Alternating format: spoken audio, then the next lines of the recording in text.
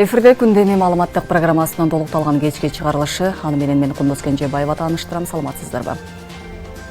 Алгач бүгүнкү берүүдөн кыскача анонс.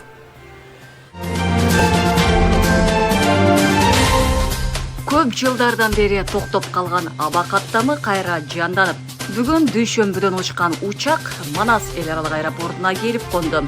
Бул эки өлкө лидерлеринин сүйлөшүүлөрүнүн алгачкы жыйынтыктары болуп калды. Жогорку кеңештин депутаттары кайрадан кызматтык унаа менен жүрө башташат. Президент Садыр Жапаров жогорку кеңештин депутатынын макамы жөнүндө мыйзамга киргизилген өзгөртүүгө кол койду. Кыргызстанда куралган алгачкы жүк ташуучу унаалар бүгүн пайдаланууга берилди. Атамекендеги Tulpar Motors автозаводу жыл башынан бери 3000ден ашык унааны кураштырган. Кара дарыяда суу ташкындарын алдын алуу иштери жүрүп жатат. Бул аракеттер жергиликтүүлөрдүн кооптуулугун сактай алабы?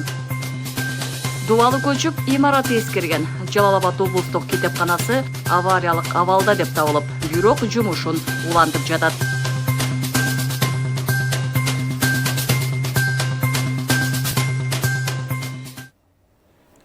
Президент Садыр Жапаров бүгүн Түрк мамлекеттер уюмунун башкы катчысы Кубанычбек Өмүралиевди кабыл алды. Кубанычбек Өмүралиев ТМОнун боордоштук мамилелерди жана регионалдык ынтымакты чыңдоого багытталган бардык аракеттерди колдоого даярдыгын баса белгилеп, Кыргызстан менен Тажикстандын президенттеринин ортосундагы мамлекеттик чек ара келишимине кол коюлушу менен куттуктады. Бул маанилүү кадам сиздин саясий эркиңизден дипломатия жана диалогдун аркасында ишке ашты. Ал Борбор Азияда жана анын чегинен сырткары бекем тынчтыкка, туруктуулукка жана гүлдөп өнүгүүгө жол ачат деп белгиледи башкы катчы. Ал ошондой эле президент Садыр Жапаровго ТМО катчылыгынын учурдагы ишмердүүлүгү, Бишкек саммитинин жыйынтыгы боюнча кабыл алынган документтерди жана чечимдерди ишке ашыруунун жүрүшү, ошондой эле уюмдун колдоосу менен өтө турган иш-чараларга даярдыктар тууралуу маалымат берди.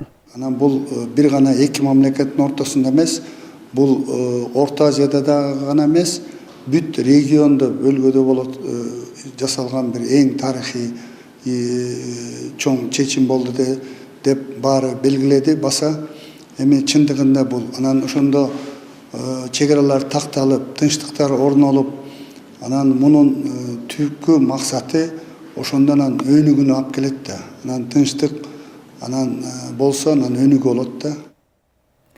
Европа биримдиги Кыргыз Республикасы менен Тажик Республикасынын ортосундагы чек аранын делимитациясы жана демаркациясы боюнча акыркы келишимге кол коюлушун кубаттайт. Бул диалогго жана тынчтык жолу менен талаштарды чечүүгө негизделген маанилүү учур жана чоң кадам. Келишим Борбор Азиянын туруктуулугун жана бекемдигин чыңдайт, Европа биримдиги регионалдык кызматташтыкты колдойт жана бул келишимден ишке ашырылышын колдоого даяр. Бул процесс Борбор Азия боюнча стратегиясына жана ЕП менен Борбор Азиянын ортосундагы байланыштарды тереңдетүү боюнча биргелешкен жол картасына шайкеш келет деп жазылат маалыматта. Буга чейин Бириккен Улуттар уюмунун башкы катчысы Антонио Гутерриш, Түрк тилдүү мамлекеттер уюму, Жамааттык коопсуздук келишим уюму жана Шанхай кызматташтык уюму да Кыргыз-Тажик чек арасы чечилгенин колдоого алган. Россия Кыргызстан менен Тажикстандын ортосундагы чек ара келишимине кол коюшун кубаттайт. Анда Москванын шериктеш катары Бишкек менен Душанбеге чек ара маселесине чекит коюу үчүн саясий дипломатиялык жардам көрсөтүп турганы айтылган. Келишимдин жардамы менен Борбор Азиядагы коопсуздук жана туруктуулук бекемделеринин Россиянын стратегиялык өнөктөштөрү Кыргызстан менен Тажикстандын маселеси жаңы баскычка чыгаарынан күмөнүбүз жок деп айтылат маалыматта. Ошондой эле кубаттоо жана куттуктоолор Сауд Аравия падышачылыгынан Туркиянын тышкы иштер министрлигинде келген. Бүгүн дүйшөмбүдөн учкан Somon Air авиакомпаниясынын учагы Бишкектеги Манас эл аралык аэропортуна келип конду. Бир нече жылдан бери токтоп калган аба жолдору эми эки элден катышуу үчүн кызмат кылат. Авиа учакта жалпы 114 киши Кыргызстанга учуп келди. Алардын көпчүлүгү турист, туркомпаниялардын өкүлдөрү, мамлекеттик кызматкерлер, журналисттер жана блогерлер. Арасында Кыргызстандагы уул кыздары, жакындарына келе жаткан жүргүнчүлөр да бар. Тажикстандык конокторду Кыргызстандын туризм тармагындагы өкүлдөр тосуп алышты.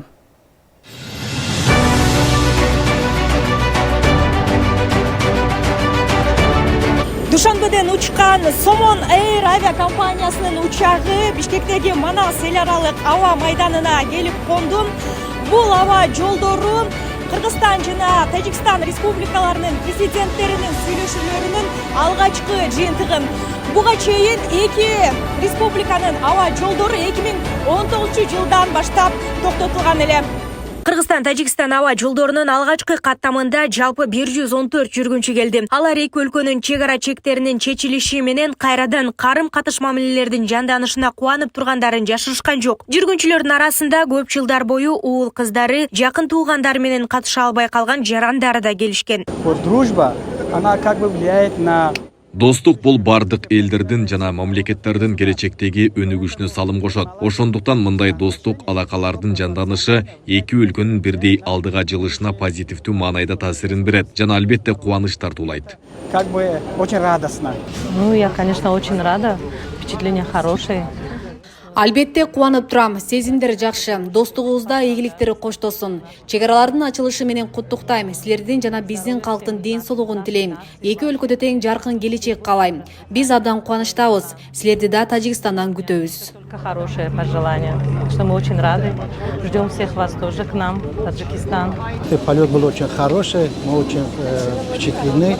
Учуу абдан жакшы болду. Таасирлендим. Кыргызстан жана Тажикстан өлкөлөрүнүн ортосундагы аба каттамдары жанданганына абдан кубанып жатабыз.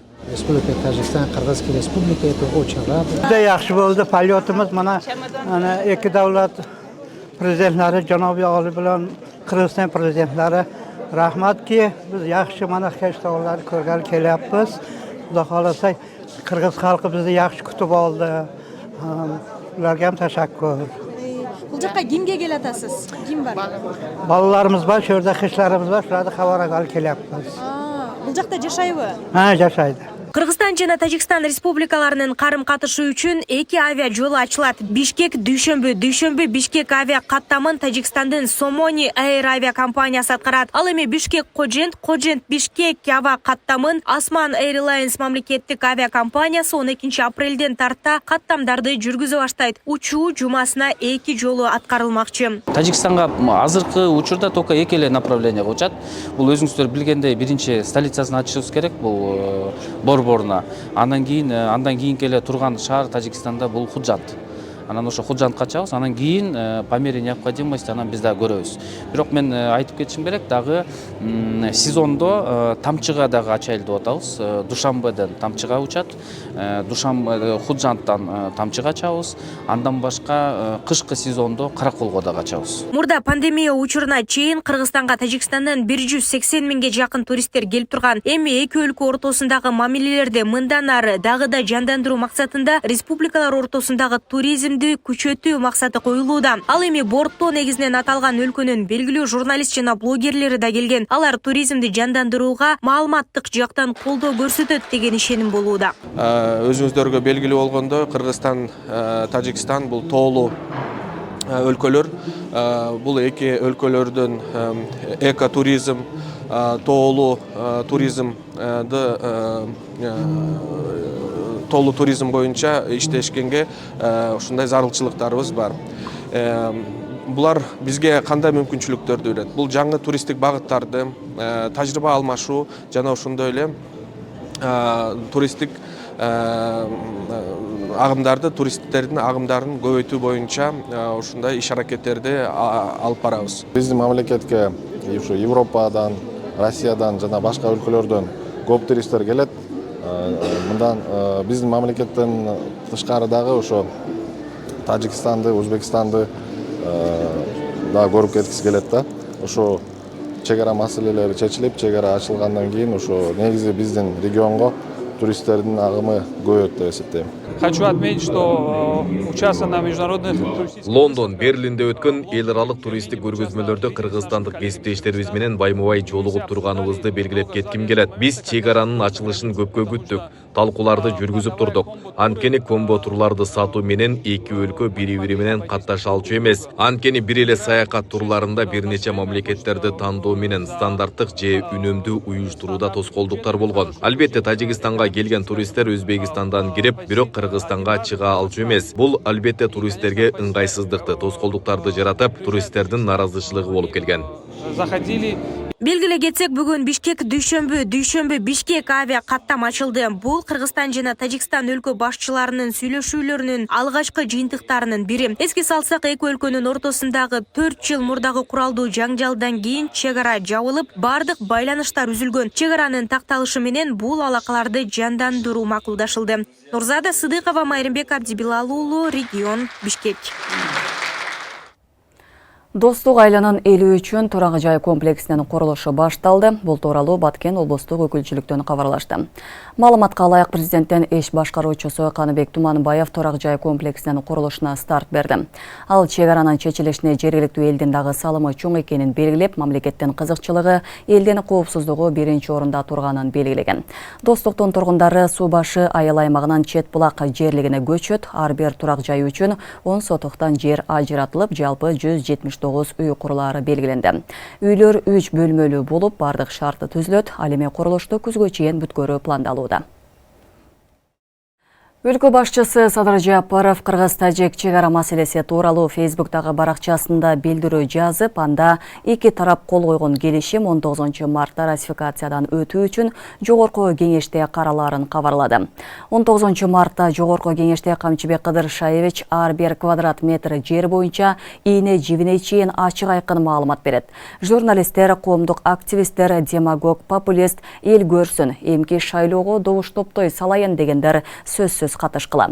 Ачык сурооңорду бергиле. Ачык жана так жооп аласыңар. Мейли ким болбойлу, кайсыл маселеде болбойлу. Эки мамлекеттин ортосунда оор жана тарыхый маселе чечилип жатканда, жеке кызыкчылыктын жаназасын окуп коюшубуз керек, деди өлкө башчы.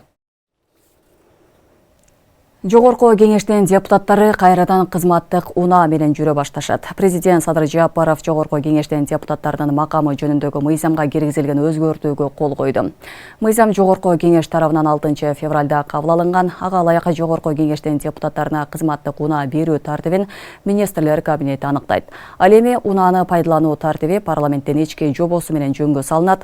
Ошондой эле депутат өзүнүн ыйгарым укуктарын аткарууда жеке автоунаасын колдонууга укуктуу. Мурдагы тартипке ылайык биринчи топтогу майыптыгы бар депутаттарга гана Кыргызстан аймагында иш сапарлары үчүн кызматтык автоунаа берилчү. Министрлер кабинетинин төрагасы Адылбек Касымалиев Кыргызстанда 12 жылдык билим берүү системасын өтүү боюнча токтомго кол койду. Өкмөттүн сайтындагы маалыматка караганда, бул эл аралык билим берүүгө интеграцияланган жана таанылган улуттук жалпы билим берүү системасын куруу. Глобалдык атаандаштыкка жөндөмдүү, ошондой эле учурда улуттун социалдык маданий мурасын сактоону жана өнүктүрүүнү камсыздоочу сапаттуу билим берүү максатында ишке ашырылууда.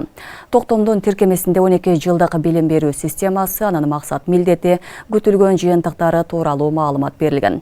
Токтом расмий жарыяланган күндөн тартып 10 күндөн кийин күчүнө кирет. Министрлер кабинетинин төрагасы Адылбек Касымалиев мыкты айыл өкмөтү сынагынын жеңүүчүлөрүнө акчалай сертификаттарды тапшырды. Сынактын алкагында айыл өкмөттөр 2 топко бөлүнүп, мыктылары аныкталган. Биринчи топко алыскы, барууга кыйын, бийик тоолуу аймактарда жайгашкан жана өзгөчө чек ара статусуна ээ болгон айыл өкмөттөрү кирсе, экинчи топ биринчи топко кирбеген бардык айыл өкмөттөр болгон. Касымалиевдин айтымында бул сынак 2013 жылдан бери өткөрүлүп келет. 2023 жылы президент тапшырмасы менен айыл өкмөттөрдүн ишин баалоо критерийлерди өзгөртүлүп, байге фонду 6 миллион сомдон 12 миллион сомго чейин көбөйтүлгөн. Мыкты айыл өкмөтү сыйлыгы боюнча жалпы мамлекеттик сынак 2013 жылдан башталып жыл сайын өткөрүлүп келет. Бирок мына Садыр Нуркожоевичтин тапшырмасы менен 2023 жылы айыл өкмөттөрдүн ишин баалоо боюнча критерийлерге өзгөртүү киргизилип, байге фонду 6 миллиондон 12 миллион сомго чейин көбөйтүлгөн. Биздин максат айыл менен шаардын ортосундагы айырманы азайтуу. Улуттук коопсуздук боюнча мамлекеттик комитет WhatsApp мессенджериндеги бир нече тайпалардын администратору кармалганын билдирди. Ага кылмыш жаза кодексинин массалыкка баш аламандыктар беренеси менен айып тагылууда. Атайын кызматтын маалыматына ылайык, ал WhatsApp төнүндө элге акыйкат керек, айта берем, кайта берем. Кыргыз коому саясат, талкуу, ой пикир. Кыргызстан аңга баратат. Баткенде берүүсүнө каршыбыз. Баткен боюнча азыркы чегара келишимине эл каршы деген тайпалардын администратору болгон. УКМК ага бул топторду өлкөдө коомдук саясий кырдаалды туруксуздаштыруу жолу менен массалыкка баш аламандыктарды уюштурууга чакырыктарды камтыган чагымчыл мүнөздөгү материалдарды жарыялаган деген айып койду. Андан тышкары 2024-жылы Бишкекте 17 майдан 18 майга караган түнү пакистандык, индиялык студенттерге каршы нааразылык акцияда баш аламандыктарды уюштурууга тиешеси бар экенин билдирди. Шектүү соттун чечими менен камакка алынды. WhatsApp мессенджерлер аркылуу алдап шылоондарга жардам берген 3 жарандын уюшкан кылмыштуу тобунун ишмердүүлүгүнө бөгөт коюлду. Алар Кыргызстандагы уюлдук операторлордун сим-карталарын колдонуу менен мобилдик мессенджерлердин аккаунттарын массалык түрдө активдештирген. Андан кийин бул аккаунттар эл аралык скамер шылоондарына сатылып, жарандарынын акча каражаттарын алдоо жолу менен ээлеп алуу максатында фишинг манипуляциясын ишке ашырышкан. Натыйжада миңге жакын мобилдик мессенджер аккаунт активдештирилип, эл аралык алдамчыларга өтүп кеткен. Өз кезегинде эл аралык алдамчылар шектүүлөрдөн алган мобилдик мессенджер аркылуу улуттук банктан, министрликтерден, мекемелерден жана башка мамлекеттик уюмдардын жетекчилери жана кызматкерлери катары тааныштырып, алардын жеке маалыматтарын алып, акчаларын алдап которуп турушкан. Учурда тергөө ыкчам иш-чаралары улантылууда. Жогоруда атылган кылмыш тобунун мүчөлөрү кармалып, УКМКнын тергөө абагына 2 айга камакка алынды. Карадарияда пионер лагер участогунан 180 метр аралыгына сел тосмо курулууда. Ал үчүн республикалык бюджеттен 21 миллион сом акча каражаты бөлүнгөн. Ушул тапта жумуштун дээрлик 30% бүткөрүлдү. Мындан сырткары атайын алдын алуу жана кесепеттерин жоюу иш-чарасынын алкагында Карадариянын Бостон, Алашан жана аэропорт тилкелеринде дарыянын нугун буруу иштери жүрүүдө. Бул аракеттер жергиликтүү элдин кооптуулугунан сактай алабы? Акыркы 4 жылдан бери дыйкандарды түйшүккө салган аймактагы абалкандай Асель Сыдыкова жеринен таанышып келди. Жалал-Абад сел коркунучу жогору аймактардын катарына кирет. Өткөн 2024-жыл облуста өзгөчө кырдаалдарга бай жылдардан болду. Анын ичинде Сузак районундагы Карадария дарыясында жаз ичи суунун деңгээли көтөрүлүп, бул жактагы айылдарга кооптулук туудурган. Мындан улам учурда алдын алуу иштери башталды.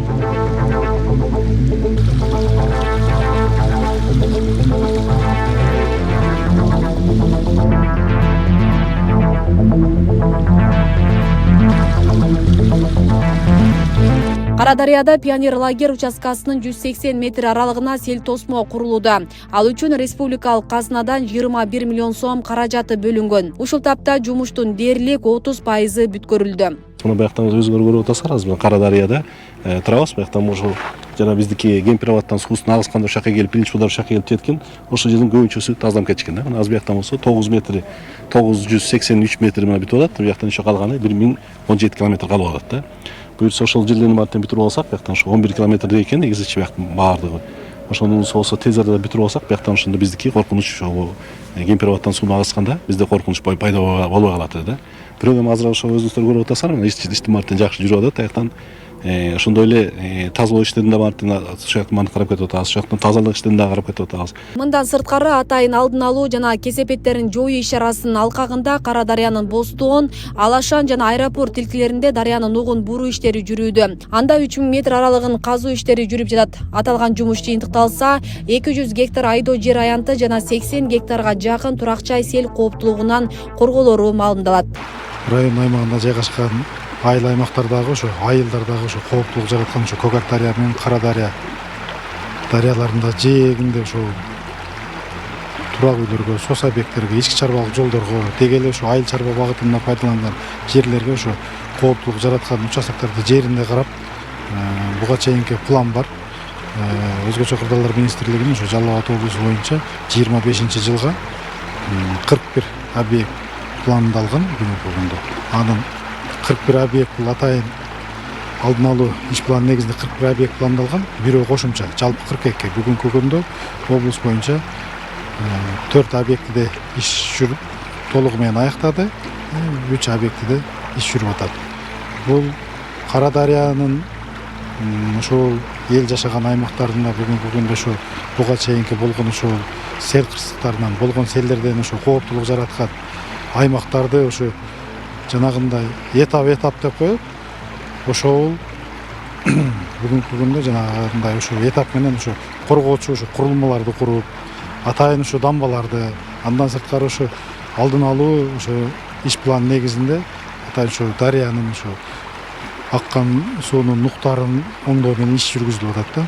Кара Дарыя айыл аймагына Кара Дарыя Көк Ар дарыясынан бириккен суу келет. Сугат суу мезгилинде Кемпирабад суу сактагычынан суу коюу берилгенде дарыянын деңгээли нормадан ашык көтөрүлөт. Аймакта суу жээктерин бекемдөөчү дамба жоктугунан жыл сайын айыл чарба жерлерин суу басат. Бул көйгөй акыркы 4 жылдан бери дыйкандарды түйшүккө салып келет. Мындан улам дамба куруу жыл сайын көтөрүлгөн маселе.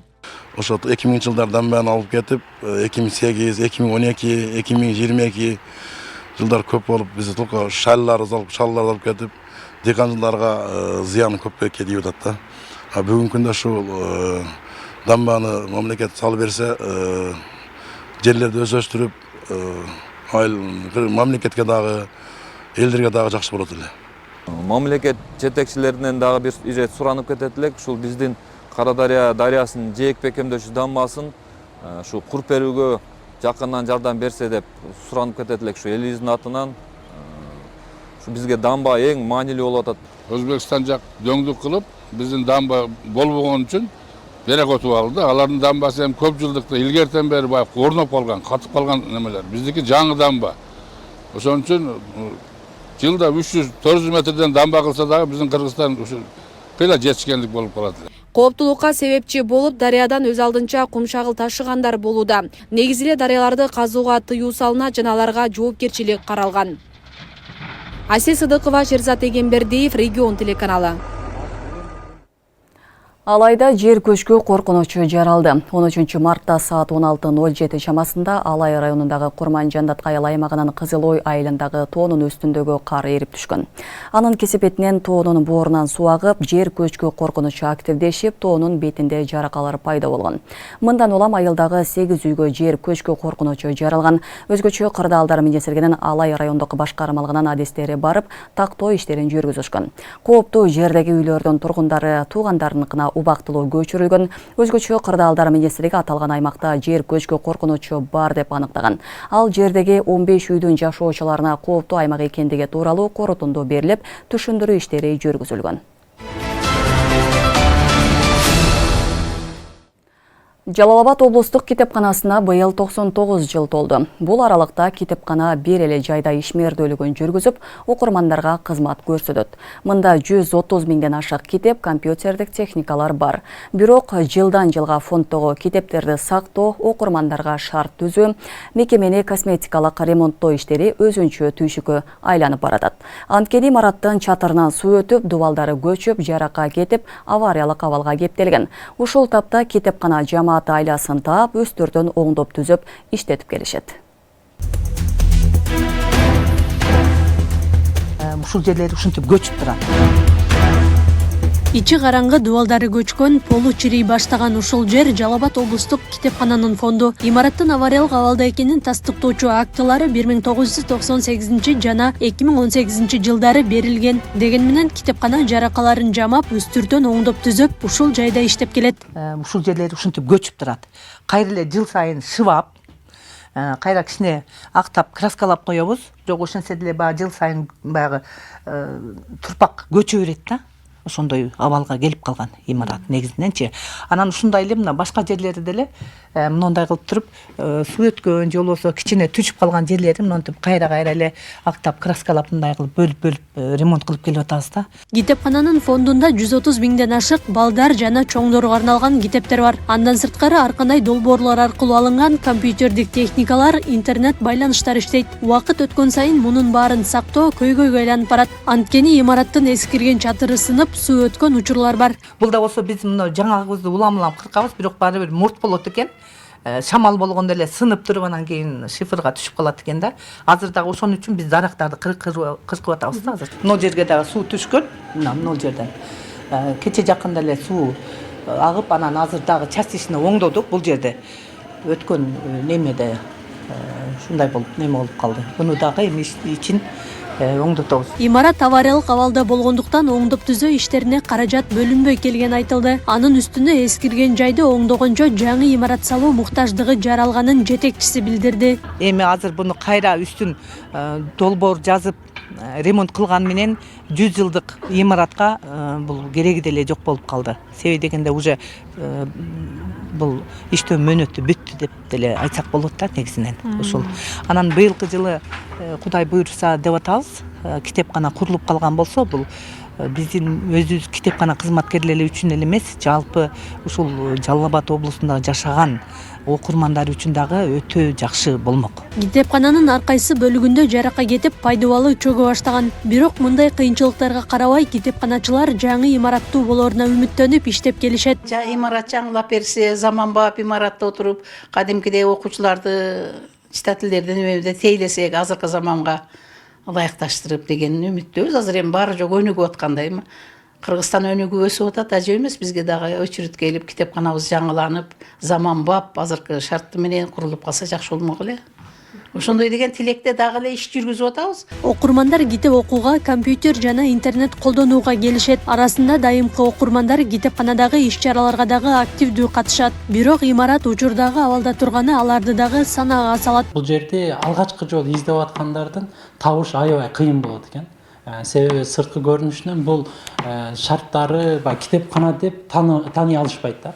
Ошондуктан бизге багы мындан дагы жакшыраак китепкана болсо, мына жакшыртып же болбосо башка куруп берсе, сырткы көрүнүшүнөн караганда дагы буну китепкана экендигин жаштар, башка окурмандар сезсе, мына ушуну дагы окурмандар көбөйөт эле деп айтат элек. Жалал Абад облустук китепканасы 1926 жылы түзүлгөн. Учурда шаар аймагында эле 4 филиалы кызмат көрсөтөт. Белгилей кетсек, Маданият министри Мирбек Мамбеталиевке аймактардагы китепканаларды жана маданият үйлөрүн өнүктүрүү тапшырмасы берилген. Бул тууралуу Жогорку Кеңештин жыйынында Эдил Байсалов билдирген. Аклай Кырабаева, Шерзат Игембердиев, Регион. Көрүүчү келбей калса дагы театрды таштабай кесипте аздектеп иштеп жаткан артисттер бар. Жалал Абад шаарындагы Барп атындагы облустук кыргыз драма театрынын артисттери да маданияттын ысык сууна чыдап театрды таштабай иштеп келишүүдө. Жакында эле жетекчиси алмашып, өнөр өргөсүндө жаңы кадамдар ташталууда. Республикалык деңгээлдеги өнөр адамдары чакырылып, ошол эле учурда чет өлкөдөн тажрыйбалуу режиссерлор келип, театрдын кадыр баркын көтөрүү аракети башталды. Бүгүнкү күндө Барп театрынын абалы кандай, коюлган спектакльдерге көрүүчүлөр келип жатабы? Толугураак кийинки сюжетте сөз болот. Bir gün arada koy çatana. Бул өмүрдө сиздей жан болбостур ата. Жалал Абад шаарындагы Барп атындагы облустук кыргыз драма театрынын артисттери 15 март аталар күнүнө карата атанын сөзү аталышындагы сахна көрүнүшүнө даярданып жаткан учур. Театр кызматкерлеринин курамын көбүн эсе жаштар түзөт. Бирок алардын мында көпкө иштеп калуусуна күмөн бар. Ага эмгек акылардын аздыгы себеп. Бирок ошол эле учурда жаш кадрлардын кызыгуусун арттыруу максатында республикалык деңгээлдеги эл артисттер кызматка алынган. Бизге Жалал Абад чергеси жакты, коллектив жакты деп Кудай кааласа ушул 8 бүтүрүүчүбүз биздин театрга 10-июндан баштап толукталганы турат. Анан баягы эле маселеде баягы эле көйгөй алардыкы. Биринчиден биздин зарплатабыз аз, жатакана жок, квартира кымбат. Ушул эли журтубузга кызмат кылып келаткан Абдулла Иманкулов деген элибиздин эл артисти бар. Ошол киши менен биздин театрыбызды толуктадык. Ал киши дагы бир инвестиция менен келди деп ойлойм. Белгилүү кудул эл артисти Абдулла Иманкулов Барп атындагы облустук кыргыз драма театрында ушул жылдын февраль айынан тарта иштеп баштаган. Маданият министрлиги тарабынан Абдулла Иманкуловго облустагы театрларда иштөө сунушу түшүп, андан Барпы театрын тандагандыгын айтат. Ошто Ырысбай Абдыкадыров атындагы филармонияга сунуш болгон. Мен ал илгери ошол филармония жаңы ачылганда айыл жакта иштегем 7-8 жыл. Анан Барпыга деди, Нарынга деди. Анан ойлонуп отуруп, анан кийин ошо Жалал Абадты тандадым. Жалаң жаштар экен көпчүлүгү. Анан директор дагы жаңы келиптир, худрук жаңы келиптир. Аракеттер абдан жакшы. Кудай буйруса, Кудай ден соолук берсе, иш жакшы болуп турса бирөтөлө эле иштейин деп келдим, анын срогу жок. Жалал-Абад облусунда театрга болгон элдин кызыгуусу солгон. Бирок ошол эле учурда комедиялык жанрдагы чыгармаларды койгон учурда көрүүчүлөрдүн саны арбыган. Мындан улам театр көрүүчүлөрдүн санын арттыруу максатында эми комедия жанрындагы чыгармаларга басым жасалары айтылды. Шекспирди, Корольдерди коюп койсок деле болот да, бирок азыр эл башка нерселерди талап кылып калыптыр. Анан комедия жанрында спектакльдерди коюшубуз керек экен деп койдум. Себеби энди азыр Кыргызстан боюнча комедия жанрында коюлган спектакльдер, акыркы мезгилде спектакльдер аз экен аябай. Биздин театрда жок эсе. Бир эле өткөндө мынакей Марбайжиевдин 12-күн комедиясын койдук. Элдин кабыл алуусу, элдин ошол жерде мындай отуруусу, актерлорду колдоп кол чаап отурганы менимче ушул бир багытын таап атабыз деп ойлойм. Келген көрүүчүлөрдүн саны аз. Спектакльдерди көрүү акысы арзан болгондуктан театр өзүн каржылоого чамасы жетпейт. Бүгүнкү күндө имаратты оңдоп түзүүгө муктаждык жогору. Мындан улам жетекчилик Маданият министрлигине каражат сурап кат жолдогон. Жалал-Абад шаарында жападан жалгыз маданий иш-чара болобу, коомдук иш-чаралар болобу, баардык иш-чаралар ушул театрда өтөт. Анан театрдын деңгээли начар, өзүңүздөр көрдүңүздөр. Мунун баардыгы мен жашырбай эле баардык нерсени далил менен канча акча каражат керек делет экен, анын баардыгын жазып, сметасын түзүп министрликке таштап келдим. Кудай буйрса, мен ойлойм, азыр ушул эң негизгиси баягы техникалык жакты биз жасап албасак, мыкты режиссер келсе деле эч нерсе жасай албайт да. Светиң ордунда эмес болуп турса, аппаратураң тыркылдап, мындай баягы начар иштеп турса, каякта? Ошондуктан биз азыр 7 миллион тегерегинде смета түздүк. Именно ошол свет оборудование жана ошондой эле музыкалдык аппаратура боюнча. Барпы драм театры көрүүчүлөргө алдыда өзгөчө спектакльдерди тартуулайт. Анткени театрдын режиссер, артисттерине казакстандык режиссер Дина Жумабаева бир апта бою тажрыйбасын бөлүшүп мастер-класс өткөргөн. 2025-жылдын жай айларында Дина Жумабаева менен биргеликте Чыңгыз Айтматовдун чыгармаларынан спектакль көрсөтүү пландалууда. Өзүбүздүн казаныбызда өзүбүз эле кайнап, баягы театрдын жаңы агымдарынан деле дээрлик мындай жаңылык ача албай атканбыз да. Ошол азыркы жетекчибиз мынау Талайбек Рустамовичтин демилгеси менен Казакстандан хореографы менен атайын режиссер чакырылып, мастер-класс өтүп кетти бизгечи. Аябай көп баягы театрдагы жаңы багыттар жөнүндө ошолордун агымдары тууралуу ал жерде сөздөр болду, мастер-класстар өтүлдү. Баягы кайсы режиссер, кайсы театр мынау дүйнө жүзүндө кайсы театрлар кандай агымда спектакльдерди коюп атат, кандай жаңылыктарды жасап атат, ошолор менен тааныштык. Мисалы үчүн белгилей кетсек, 1960-жылы 6 ноябрда азыркы театрдын имаратынын курулушу бүткөрүлүп, Маданият сарайы болуп иштеп баштаган. 1992-жылы Жалал-Абад шаардык кыргыз театры түзүлгөн. Ал эми 1993-жылы облустук статус жана ошону менен бирге Төкмө акын Барпалыкуловдун ысымы ыйгарылган. Учурда театрда жалпы 83 кызматкер эмгектенип, 20 кызматкердин орду бош турат. Айбек Исабеков, Замирбек Тойчубаев, регион. Кыргызстанда куралган алгачкы жүк ташуучу унаалар бүгүн пайдаланууга берилди. Буга чейин Кыргыз Өзбек өнүктүрүү фонду Атамекендик Тулпар Моторс автозаводу Шоро компаниясы менен биргеликте 3 тараптуу лизинг келишимин түзүп, анын негизинде 20 Isuzu үлгүсүндөгү жүк ташуучу унааларын тапшырды. Аталган ишкана жыл башынан бери 3000ден ашуун машина кураштырган. Бүгүн Шоро компаниясы Тулпар Моторстун жүк ташуучу унааларын сатып алды. Машинанын ачкычын экономика жана коммерция министри Бакыт Сыдыков тапшырды. Маалыматка ылайык, жыл башында Кыргыз Өзбек өнүктүрүү фонду Атамекендик Тулпар Моторс автозаводу менен Шоро компаниясынын ортосунда 3 тараптуу лизинг келишимине кол койгон. Келишимдин алкагында Тулпар Моторс Шоро компаниясына орто жүк ташуучу Isuzu үлгүсүндөгү 20 унаасын сатып алышты. Ага чейин аталган компания Самарканд автомобиль заводунда чыгарылган 20 орто тонналык жүк ташуучу унааларын сатып алып пайдаланып келишкен болсо, бул ирет Атамекендик өндүрүштөн чыккан автоунааларды колдонууну максатташкан. Шоро компаниясынын Өзбекский фонд менен иштешип атканыбызга 3-проектибиз. кыргызго өзбек фонд аркылуу баягы лизингге алып атабыз да буларды. Ага чейин биз өзүбүздүн средствобузду алганбыз. Бул алганыбыз менен именно ушу класстагы машиналар уже 100% жаңы. Ошондо бир жаңы машина сатып баягы илгеркидей Европадан алып келип бушундай машиналарды колдонбойбуз. Компаниянын өсүшү менен мындай техника баягы жылдан жылга керек болуп аткан эмеси. Бизге баягы эң жакшы шарт болду деген ойдомун.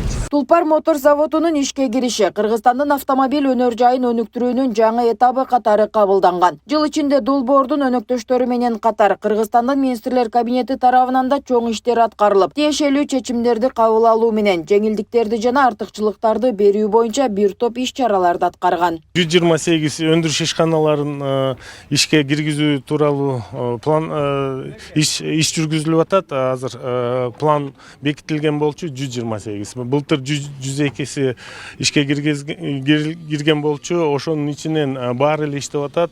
Биз алдын ала эсептеп сурамжылап көрсөк, ачылгандан бери былтыркы ишканалардын жалпы өндүрүмү 600 миллиондон ашып атат да.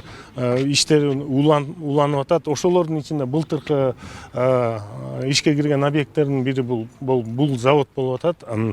Авто өндүрүш заводу. Эми жалпысынан айтсак, мамлекеттик деңгээлде авто өндүрүштөргө көмөк катары жана автолизинг механизми азыркы учурда ошонун механизмде мөөнөтүн узартуунун үстүндө иштеп атабыздар. Аталган завод ачылгандан бери 3000ден ашуун жеңил унааларды кураштырган. Алардын 2000ден ашууну мамлекеттик мекемелерге берилсе, калгандары тургундар тарабынан да сатып алынган. Алдыда дагы заман талабына жараша жаңы үлгүдөгү башка автоунааларды дагы чогултуу пландалган. Благодаря финансовой поддержке Узбекско-Кыргызского фонда, который предоставил данный продукт лизинг, условия сделки были, что компания Шоро оплачивает 30%, 70% фонд, и значит под 5% лизинговый проект получается в течение 3 лет Шоро 70% нам возмещает. Да? Значит, эти грузовики, они показали свое качество, то есть они полностью устраивают наших значит, компаний по качеству, так как это является японский бренд. Основные компоненты это двигатель, коробка, все ключевые детали это произведены значит, по японским технологиям. Первоначально в Узбекистане, то есть на Самаркандском автомобильном заводе, затем на нашем уже заводе Тулпар произведена крупноузловая сборка, которая позволила именно финальную версию этого автомобиля уже в таком сочетании уже получить. Я бы хотел отметить, что кузов и значит, в этом грузовике сделан уже полностью в Кыргызстане. Да? Это очень важно, то есть это определенный процент локализации автомобиля уже в Кыргызстане. Компания Tulpar Motors преследует цель уже расширить процент локализации, в дальнейшем расширится, и мы готовы ей помогать в этом. Белгилей кетсек, Кыргыз-Өзбек биргелешкен Тулпар Моторс унаа заводунда унаанын 12 моделин чыгарары жарыяланган. Анда жалпы 1000ден ашуун жумуш орду түзүлүп, учурда 45тен ашуун жумушчу иштеп жатканы айтылган. Азыркы тапта ата мекендик унааларга кызыккандар көп болуп, келечекте жылына 30 000 автоунаа чыгарганга жетишүү керектиги жетекчиси тарабынан билдирилген болчу. Нурзат Көчүмкулова, Майрам Мегабдибилал уулу, Регион, Бишкек. Регион телеканалынын күндөмү маалыматтык программасын социалдык тармактардан күзөтүп барыңыздар. Апта соңуна даярдалган күндөмү маалыматтык программасы мына ушулар менен соңуна келип жетти. Алдыдагы эс алуу күнүңүздөр көңүлдүү улансын. Студияда Кундуз Кенжебаева болдум. Аман болуңуздар.